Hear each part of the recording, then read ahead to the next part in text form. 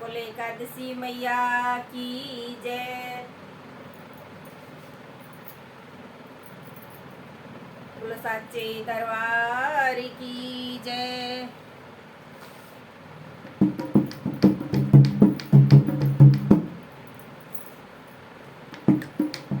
निर्जला एकादशी आ रही है, आप सभी को पता है, जिसको भीम ग्यास भी कहते हैं। भगवान श्री कृष्ण ने भीम को बताई थी कि पूरे साल अगर आप